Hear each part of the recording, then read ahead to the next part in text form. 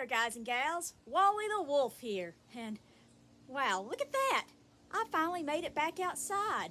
Man, it's so good to see you. I hope you're having a great day today. And as for today, I have a story for you. It's straight from the Bible. It's a big fish story, too. But unlike a lot of those big fish stories, this one actually happened. It's all about a guy named Jonah. One day, God spoke to Jonah. "Arise," he said. "Go to Nineveh, the great city, and preach against it, for their wickedness has come up before me." But Jonah did not go to Nineveh. It was a dangerous place.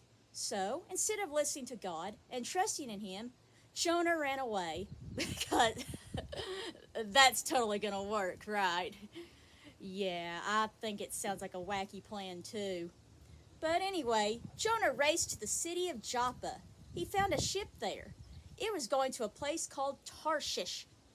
Tarshish. Tarshish. Yeah, I think that's right. Tarshish. He paid for a ticket and got on the ship, and off they sailed.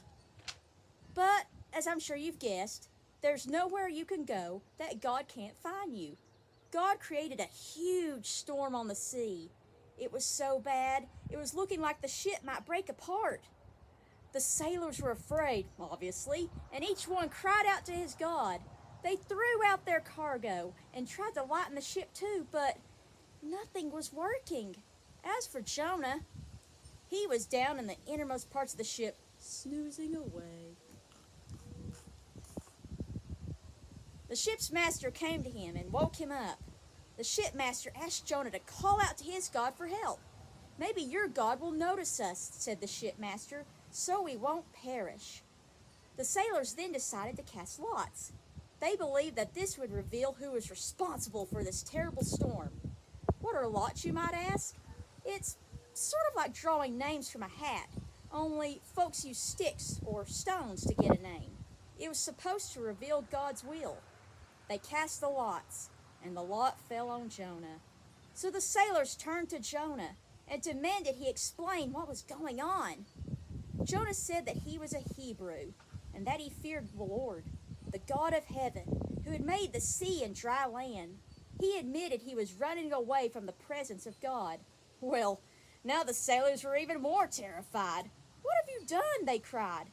They asked what they could do to make the sea become calm.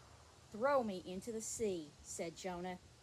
The sailors still tried to row back to land, but they couldn't do it, and the storm got worse and worse. They cried out to God, asking Him not to hold what they were about to do to Jonah against them. Then they took up Jonah and threw him into the sea. All at once, the sea stopped raging. The sailors offered a sacrifice to God and made vows to Him. Well, I bet you can guess what happened next. God prepared a huge animal to swallow up Jonah, and, well, that's just what it did. Just what was this big animal? Some people think it was a whale. Others believe it was just a really, really big fish. Or was it an actual sea monster? I don't know the right answer. All I know is that this huge creature swallowed Jonah, and Jonah was in its belly for 3 days and 3 nights. During those 3 days and 3 nights, Jonah prayed to God. He praised God, saying salvation belonged to God.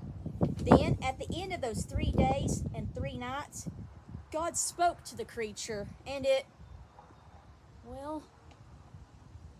threw up Jonah.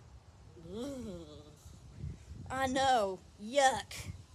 But there was no time for Jonah to rest or recover from that. God gave His message to Jonah a second time.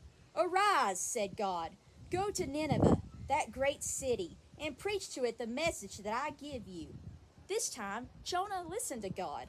He went to Nineveh, and man, oh man, that was a huge, huge city.